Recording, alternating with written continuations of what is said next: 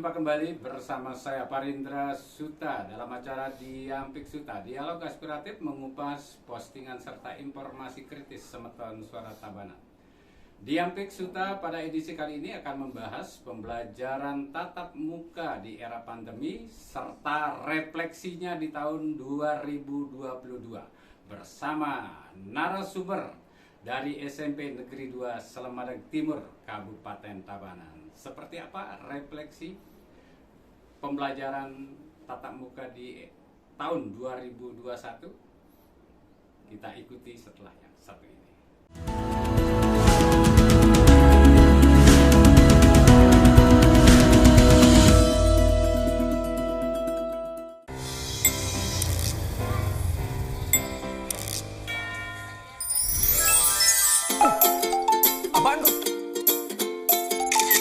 Apapun tagihannya, pembayarannya bisa di Pegadaian Digital. Gadai tabungan emas.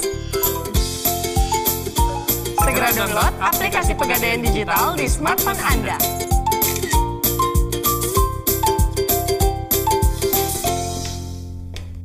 Pegadaian.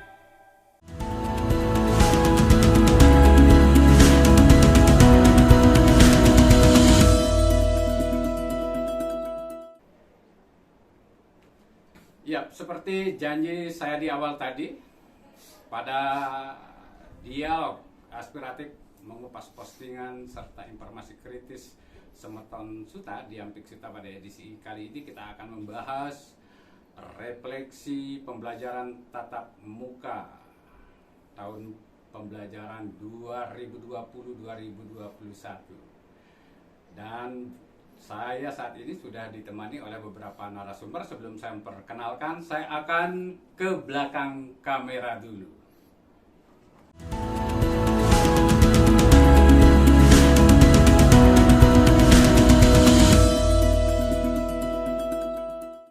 Ya, baik Semeton Suara Tabanan, Diampik Suta. Akan saya lanjutkan dengan memperkenalkan narasumber yang hadir pada Diampik Suta pada topik pembelajaran tatap muka refleksi tahun 2021 seperti apa? Kita perkenalkan dulu. Yang pertama adalah Ibu Niwayan Sekarmini. Beliau adalah kaur apa, Bu? Kaur kurikulum. Om Swastiastu, Ibu. Om Swastiastu, Bapak. Sapunapi gatra niki. Nggih, becik-becik manten, Bapak. Iya, terus yang kedua ada Ibu Niwayan Mulyadi. Beliau adalah kaur kesiswaan. Om Swastiastu, Ibu. Om Swastiastu, Bapak. Mungkin bisa digeser sedikit duduknya, Ibu. Iya, sudah cukup, Ibu ya. Gimana kabarnya, Ibu? Nggih, becik-becik, Pak. Becik, napi becik-becik. Nggih. Astengkara sehat semua. Dan yang berikutnya adalah Bapak Imade Darsana. Om Swastiastu, Bapak Imade Darsana. Sapunapi gatre, Bapak. Becik, astengkara. Dan yang terakhir adalah juru kunci. Beliau adalah Kepala Sekolah SMP Negeri 2 Selemadeg Timur. Beliau adalah, silakan perkenalkan Bapak. Gideon Dewa Ketut Wartika, SPDKN, Kepala SMP Negeri 2 Selemadeg Timur. Merdeka! Gimana kabar Bapak? Baik. Kalau dibuka masker sebentar bisa nggak Pak? Biar Semeton Suara Tabanan tahu dengan wajah Bapak. Oh iya, ternyata ganteng juga ya Pak ya. Bagaimana SMP 2 Selemadeg Timur menyongsong semester genap, mengingat sebelumnya kan juga sudah ada pengalaman pandemi 2020 dan juga 2021. Mungkin bisa dijelaskan Pak? Ya. Om Swastiastu. Assalamualaikum warahmatullahi wabarakatuh. Salam sejahtera bagi kita semua. Namo Buddhaya. Saya sendiri setelah dari tahun 2012 menjabat di SMP Negeri 2 Selemadeg Timur. Yang awalnya memang ya normal-normal saja, karena ini pertanyaannya menyangkut di era pandemi yang dimulai pada bulan Maret 2020 semua kita sudah tahu bahwa kita kena penyakit dunia yaitu COVID-19 yang sampai saat ini belum selesai. Nah, untuk itu sistem pembelajaran kami di SMP Negeri 2 Selamadeg Timur itu mengacu atau secara bersama-sama diatur oleh Dinas Pendidikan lewat arahan penyalurannya diarahkan oleh MKKS. Nah, pertama-tama ada sistem yang disebut online, sistem pembelajaran online. Nah, dari itulah kita belajar banyak bagaimana caranya mengelola anak. Walaupun anak kami di SMP Negeri 2 Selamadeg Timur sebetulnya tidak begitu banyak atau tidak sedikit, yang jumlahnya sekitar 250 orang. Nah, syukur-syukur dengan kerja keras kami bersama jajaran di SMP Negeri 2 Selamadeg Timur, kita mengarahkan, artinya memasyarakat, karena sistem pendidikan ini tidak akan sukses oleh kepala sekolah, tidak akan sukses oleh guru-guru, tidak akan sukses oleh orang tua atau komite. Ini perlu kerjasama. Nah, dari itu kita membangun sistem. Sampai WA orang tua kita bikinkan grup, WA murid kita bikinkan grup, dan seterusnya. Segala informasi masuk lewat online. Nah, memang sih ada beberapa kendala-kendala awal-awalnya. Itu kendala HP. Walaupun dia punya HP, tetapi HP-nya di Android. Nah, itu kendala pertama. Sekarang setelah berjalan sampai terakhir ini hampir 2 tahun, kelihatannya kami nyatakan sudah 99 bahkan 100% kami nyatakan sistem pembelajaran online itu sukses di SMP Negeri 2 Selamadeg Timur dengan memakai WAG. Walaupun sederhana, tetapi semua pelajaran bisa masuk ke anak-anak dan orang tuanya sekalian tahu. Nah, kalau bisa kami tambahkan cara kerja kami di SMP Negeri 2 untuk kerjasama dalam kehadiran siswa yang sekali-sekali. Pada akhir-akhir ini kita membangun suatu angkutan siswa.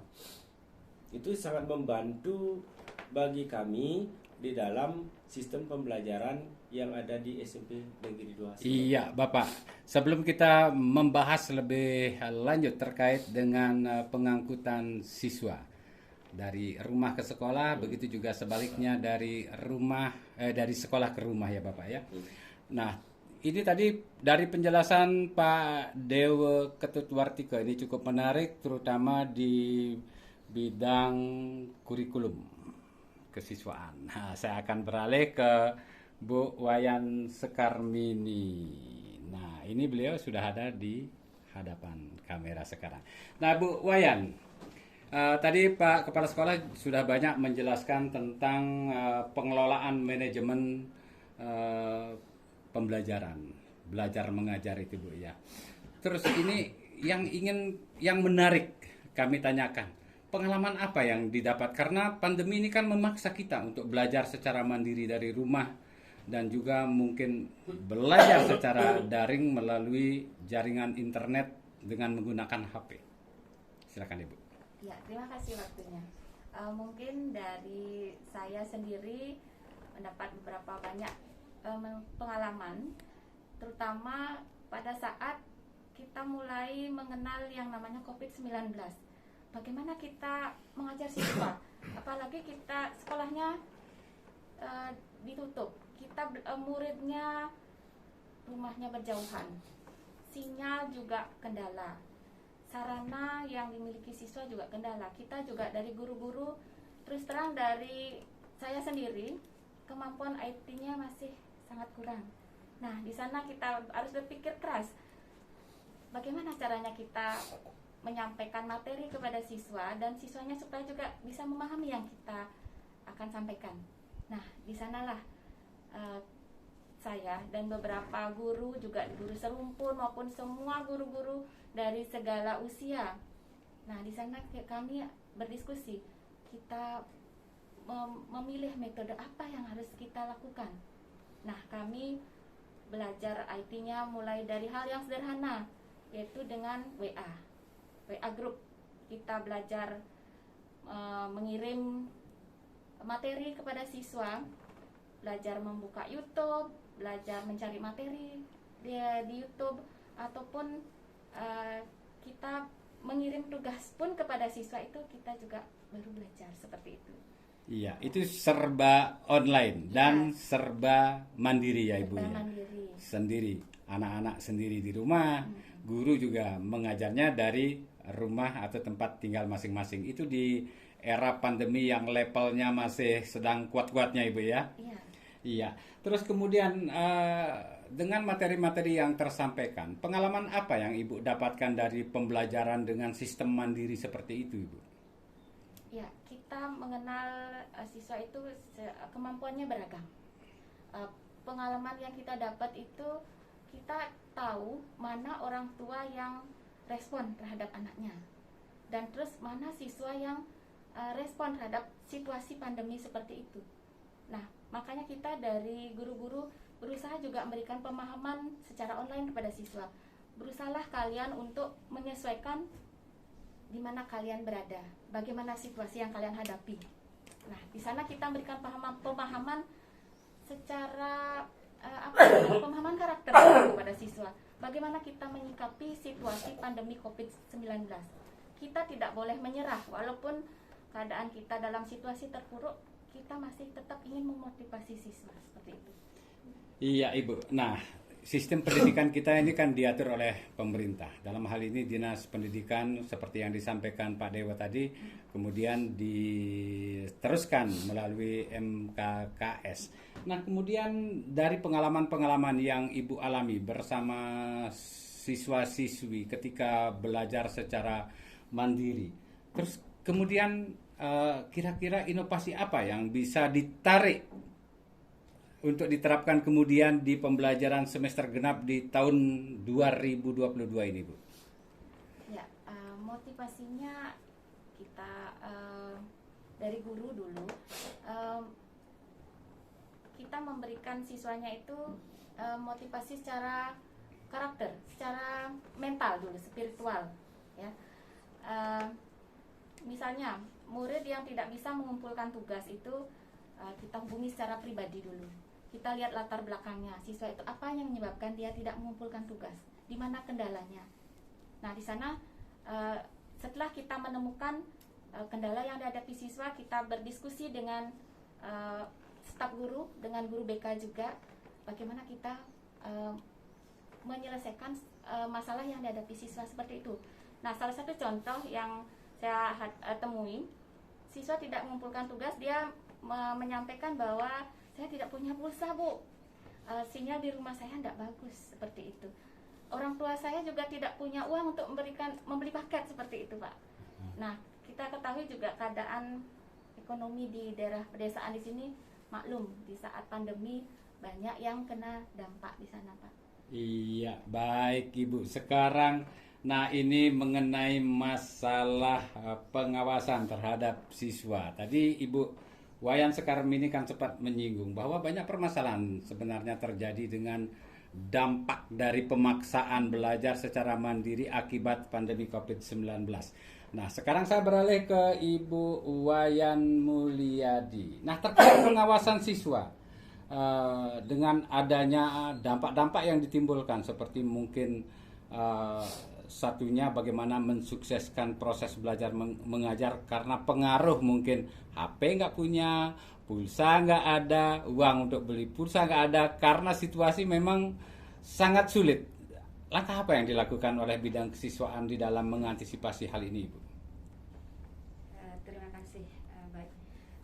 Selama pandemi kemarin yang dilakukan oleh kami selaku di pihak sekolah yaitu mengadakan pendekatan yang lebih banyak kita lakukan, terutama kepada orang tua secara online juga. Iya. Menanyakan langsung seperti tadi yang sudah disampaikan oleh kurikulum, yaitu mengadakan pendekatan lewat online juga. Kita langsung menanyakan apa sih masalahnya yang terjadi di rumah. Kemudian kalau sudah kita menemukan masalah seperti itu, mungkin karena kami juga ada beberapa yang dekat dengan dengan rumahnya dari siswa, kita berusaha bersama-sama untuk mendekati, menjajaki walaupun dengan masa pandemi seperti ini. Seperti itu.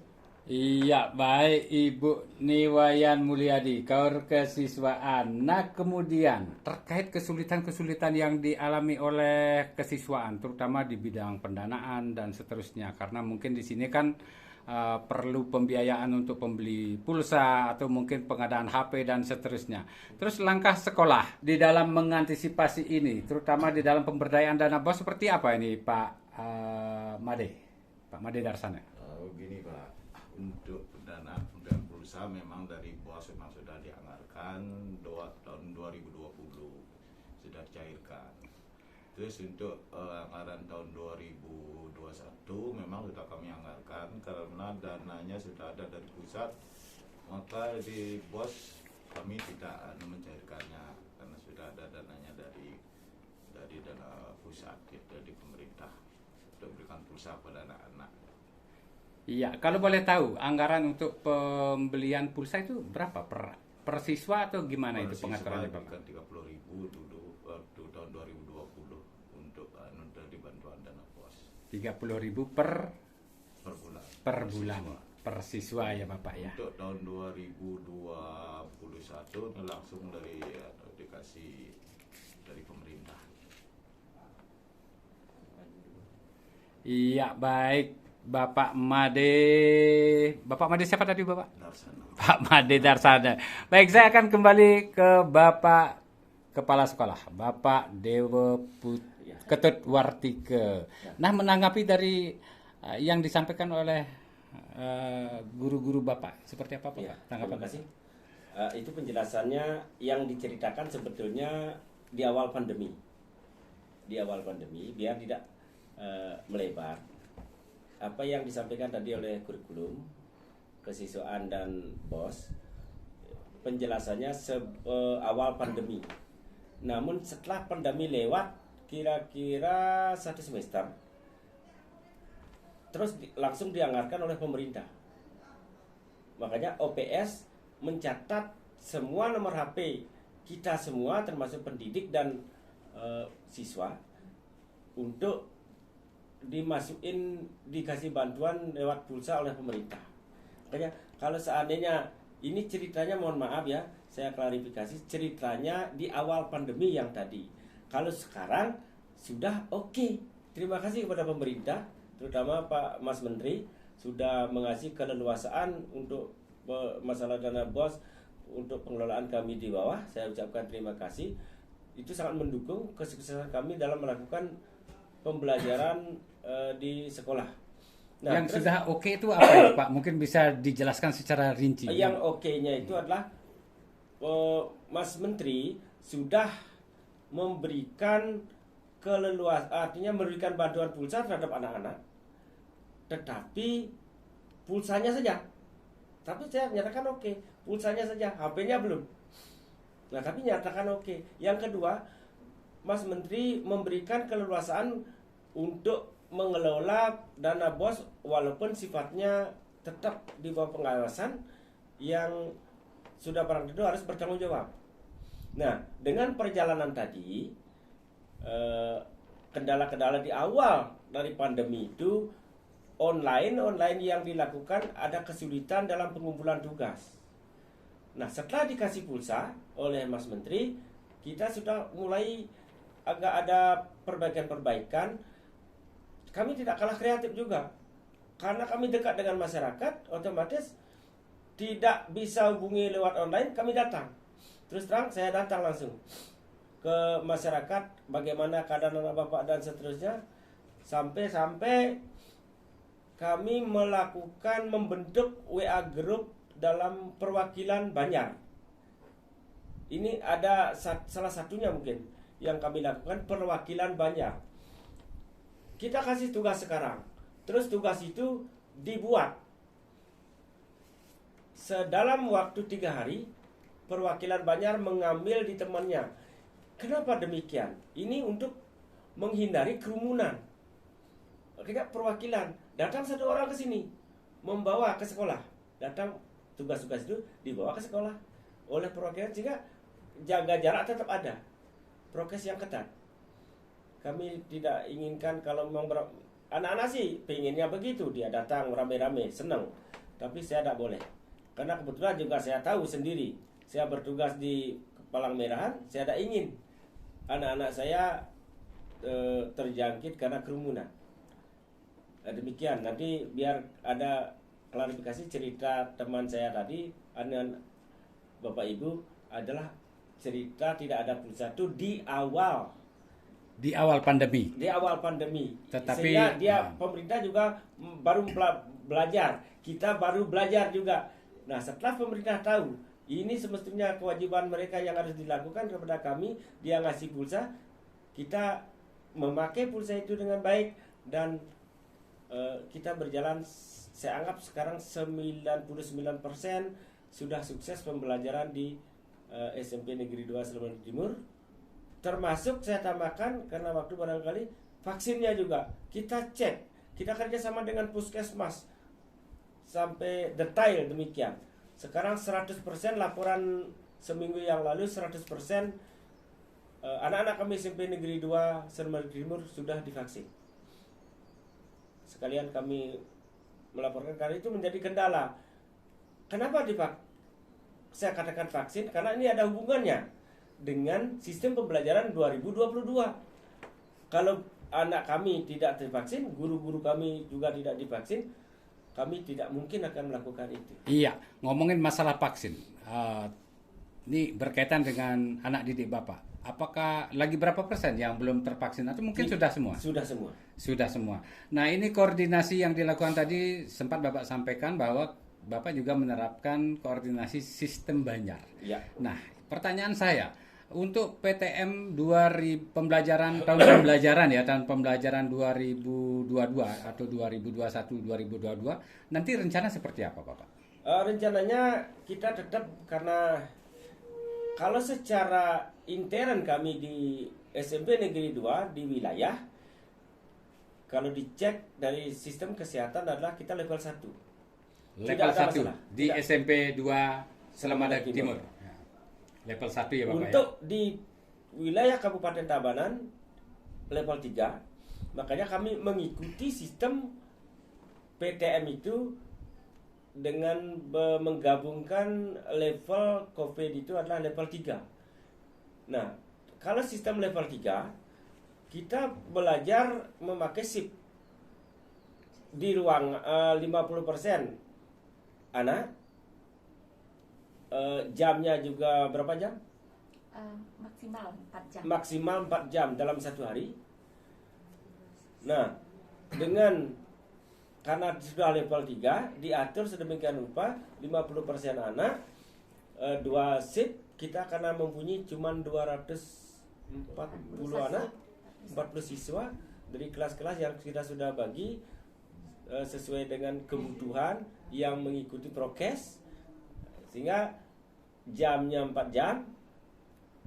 Muncullah sekarang penjadwalan Mas PTM itu menjadi 2 shift. Shift pagi jam 7.30 sampai jam 9.30 dan istirahat masuk jam 11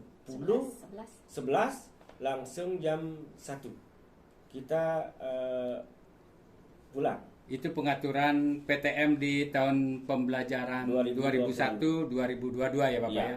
Tahun depan berarti ini Pak ya? Tahun depan. Tahun 2022. Tanggal 3 kita sudah mulai. 3 Januari 2022 sudah dimulai dengan sistem yang baru ya Bapak ya.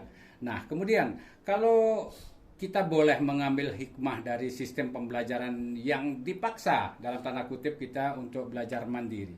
Kira-kira inovasi apa yang bisa dipetik atau pengalaman apa yang bisa dipetik untuk kemudian diterapkan untuk di PTM 2022 ini, Pak? Ini kalau memang dipaksa lagi, ini kan levelnya yang mengatur, kira-kira itu ada pengaruh dari level. Nah, kalau kemungkinan ada kebebasan pemerintah, terutama ini pengaruhnya tahun baru kira-kira. Kalau saya tidak salah, tahun baru kalau tidak ditegaskan oleh pemerintah untuk orang-orang tidak kemana-mana, kira-kira PTM itu akan lebih bagus kelihatan. Artinya hasilnya akan lebih bagus, akan lebih bebas karena sudah tidak ada penyakit-penyakit, artinya pengaruh daripada berkerumun itu meningkat. Apalagi sekarang COVID-nya sudah ada COVID yang baru, yaitu Omikron. Nah, mudah-mudahan kita selalu berdoa bersama-sama untuk tidak terjadi hal yang tidak kita inginkan. Nah, sekarang hikmah yang kita ambil, kita menunggu dulu hasil daripada tahun baru. Kalau tahun barunya sukses, otomatis PTM-nya akan berubah. Tapi kami tetap mempunyai inovasi. Kalaupun seberat apapun yang kami dapatkan seperti dulu, artinya seperti memulainya COVID, kami tetap berinovasi, mendekati, mengumpulkan anak-anak tiap-tiap banjar, karena kebetulan kami ini adalah rumpun didukung oleh 4 desa, Tangun-Titi, Tegal, Mengke, Beraban, dan Mamba. Ada beberapa, dan orang tuanya juga ya sebagian besar kami ketahui. Dia menitipkan anaknya, kami diberi kepercayaan, kami berusaha juga dengan sebaik-baiknya. Kalaupun itu agak terbatas nanti PTM-nya, kami pasti kami mempunyai inovasi untuk mendatangi secara langsung. Kami kumpulkan beberapa orang guru-guru, kami perintahkan untuk memberikan ilmu ke wilayah masing-masing. Kadang-kadang kami agak melangkahnya secara untuk kemajuan itu ada batasan-batasan khusus secara pribadi kepada mereka demi anak-anak kami di Tangun-Titi. Nah, namun hasilnya ya zaman sekarang itu karena dukungan barangkali ya Asungkara, segala sesuatu kegiatan itu kami bisa ikuti, kalaupun dalam perjalanan namanya kurang memuaskan dan kurang ada juara lah, itu sudah biasa karena bibit-bibit kami memang agak kurang. Tidak seperti di SMP lain, barangkali SMP 1 Tabanan ya memang dari asal. Iya, baik Bapak. Nah, ini ngomongin masalah prestasi. Nah, kalau kita mau jujur ya Bapak, membandingkan prestasi di masa pandemi yang memaksa siswa-siswa kita untuk belajar secara mandiri dibandingkan dengan prestasi ketika belajar secara normal, konvensional. Kira-kira perbedaannya seperti apa, Pak? Jauh sekali. Berbeda baik apa berbeda menurun? Menurun di dalam akademik jelas, karena kita jarang ketemu. Nomor 2, di prestasi secara non akademik juga menurun, karena umumnya kami di sini memiliki kekuatan di bidang olahraga. Nomor 2, di bidang nyasro Bali biasanya. Kalau sudah nyasro Bali di bidang olahraga voli, kami selalu juara kalau di bidang normal. Nah, sekarang karena namanya pandemi, sifatnya olahraga itu adalah tidak boleh berkerumun, kami tidak bisa berbicara banyak. Iya, kualitas menurun diakibatkan karena memang ada pembatasan. Iya, pembatasan pertemuan. Ya, pertemuan itu yang menyebabkan. Tapi kalau pembatasan akademik ini anak-anak kan selalu bisa konsisten dan konstan belajar di rumah. Kalau secara akademik gimana peningkatan belajar anak ketika mereka belajar sendiri? Untuk akademik, kami memiliki catatan kepada kelas 9 yang sekarang dan kelas 8 bisa kami nilai dengan real, karena kita pernah ketemu. Nah, khusus untuk kelas 7 sekarang bukan tidak real, kita menilai dengan pendekatan-pendekatan tapi kurang memuaskan. Kami tidak puas dengan nilai mereka karena kami tidak pernah ketemu. Artinya jarang ketemu. Tidak seperti kalau normal kan setiap hari kita nilai, karena ini nilai itu adalah menyangkut perilaku juga. Kalau kita nilai secara akademis dia memang nilainya bagus-bagus, siapapun tidak percaya karena kita menilai. Sekarang kan banyak bantuan, YouTube boleh karena dia kreatif. Nah, dengan cara seperti itu kita harus hati-hati menilai orang, menilai anak. Nah, sehingga saya yakinkan untuk kelas 7 bukan tidak real tetapi ada pertimbangan-pertimbangan. Kalau kelas 8 9 oke, karena kita pernah ketemu dia. 89 yang semi pandemi itu Pak ya. Yang semi pandemi. Berarti apa bisa disimpulkan yang di masa semi pandemi, karena mereka sebagian juga sempat berinteraksi dengan guru dibandingkan yang full pandemi yang 2020-2021 ya Pak ya. Itu memang secara kualitas sedikit mengalami penurunan. Iya, baik Bapak Dewa Ketutwartike. Nah, sekarang saya ingin bertanya, ini masalah manajemen untuk pengangkutan siswa pulang pergi ke sekolah dan juga ke rumah. Nah, ini siapa yang bisa menjawab? Iya, lagi Pak Kepala Sekolah. Bagaimana manajemen tata kelola atau pengelolaan transportasi bagi anak-anak? Apakah anak-anak secara mandiri atau mungkin ada disediakan secara khusus untuk akomodasi? Terima kasih. Ini perjalanannya memang kami di SMP Negeri 2 Prakarsa dulu bekerjasama dengan Dinas Perhubungan untuk mengadakan translasi, kayak dulu itu translasi waktu zaman normal. Itu berjalan dengan baik. Namun sekarang di zaman pandemi kita berbayar. Itu diputuskan lewat kerjasama dengan masyarakat, artinya orang tua daripada siswa. Kalaupun kami tidak pernah merapatkan mereka, tapi kami datangi, istilah polling lah, mendatangi beberapa, mencari pendapat, bukan kelihatan kami simpulkan dia setuju untuk berbayar, karena kami jaraknya tidak terlalu jauh juga, sampai dia sangat setuju, bahkan dia mendorong sekali. Kalau angkutan sekolah yang sekarang ini, kalau dulu translasi harus dibangun, karena dia khawatir dengan anaknya di musim hujan, di musim apa. Kalaupun tidak hujan, nanti kalau dia diantar jelas mungkin kendaraan ada satu, atau kalau dia punya sepeda pulangnya tidak karuan. Itu menjadi kunci mereka, sehingga dia sangat mendukung sekali untuk anaknya diangkut dari rumah ke sekolah dan dari sekolah ke rumah. Bayarannya juga tidak mahal.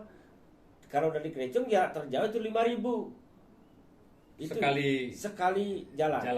Nah, kadang-kadang namanya banyak sekarang sopir-sopir, karena anak-anak mereka walaupun dia tetap berbaik hati, para sopir yang jumlahnya 12 orang semua berbaik hati. Kadang-kadang dikasih bayar atau tidak, yang penting berjalan. Anak sekolah. Ya seperti saudara saja.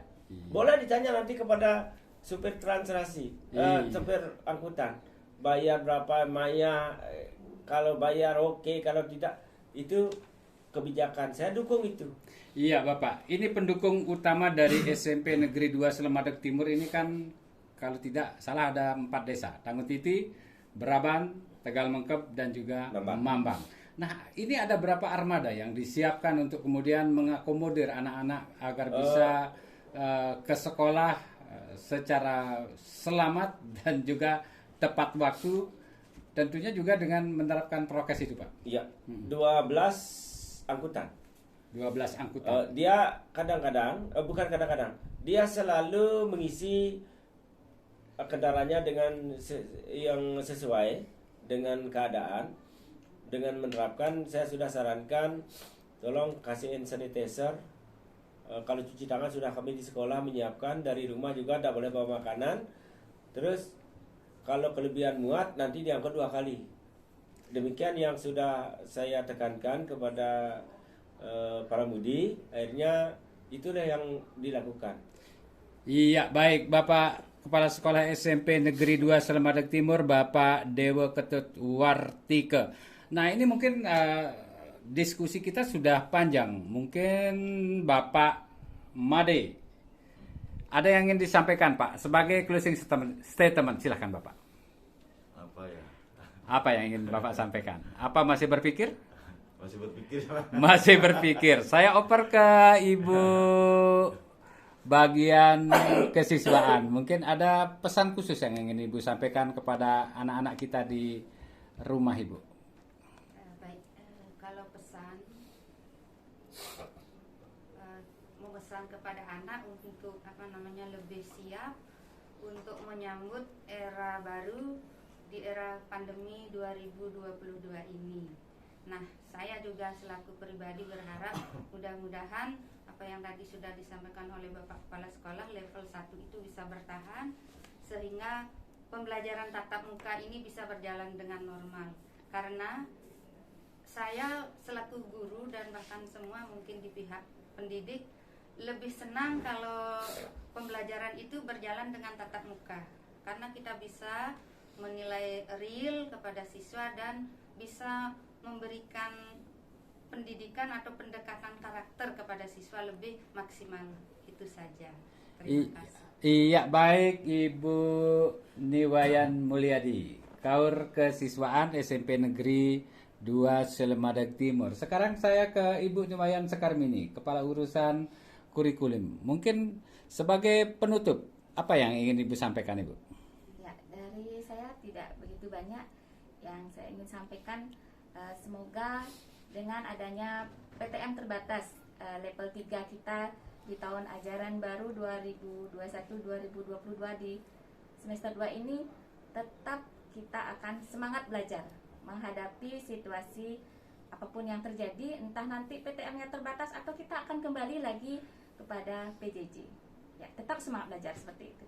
Iya, tetap semangat belajar. Demikian Ibu Niwayan Sekarmini. Nah, sebelum saya tutup, biar Bapak Kepala Sekolah, Bapak Dewo Ketut Wartike Jayaprana juga ikut memberikan closing statement, saya akan alihkan bidikan saya ke beliau dulu. Silakan Bapak, kalau singkat ya Bapak ya. Ya, terima kasih. Untuk kali ini kami di bawah akan selalu berinovasi atau inovatif dalam sistem pembelajaran, karena kami juga di bawah naungan Dinas Pendidikan selalu mengikuti aturan-aturan yang jelas apa yang menjadi tujuan pendidikan yang sesungguhnya.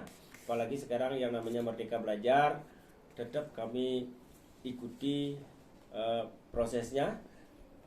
Saya ucapkan juga terima kasih kepada Bapak Kadis yang baru, yaitu Pak Ngurah Dharma Utama. Sekali lagi terima kasih sekali, beliau sangat perhatian dalam dunia pendidikan. Mudah-mudahan apa yang menjadi arahan beliau kami berjanji akan selalu menerapkan dengan baik demi kelancaran pendidikan di sekolah secara umum dan khususnya di SMP Negeri 2 Selemadeg Timur. Nah, ini saya juga terima kasih kepada Ampik Suta. Di Ampik Suta. Dialog alternatif. Dialog aspiratif mengupas informasi kritis Semeton Suta. Dialog aspiratif mengupas informasi Semeton kritis Semeton Suara Dan Tabanan. terima kasih juga kepada Bapak Bupati juga Wakil Bupati, dengan walaupun kami di dunia pendidikan, Bapak di pemerintahan, kami mohon dukungannya demi kemajuan anak didik kami dan tetap jaya. Sekalian ditutup di Ampik Sutanya. Ya. Baik, Semeton Suta, demikian tadi Diampik Suta, dialog aspiratif mengupas postingan serta informasi kritis Suara Tabanan. Sampai jumpa. Gitu aja Pak, silakan Pak. Kengkete.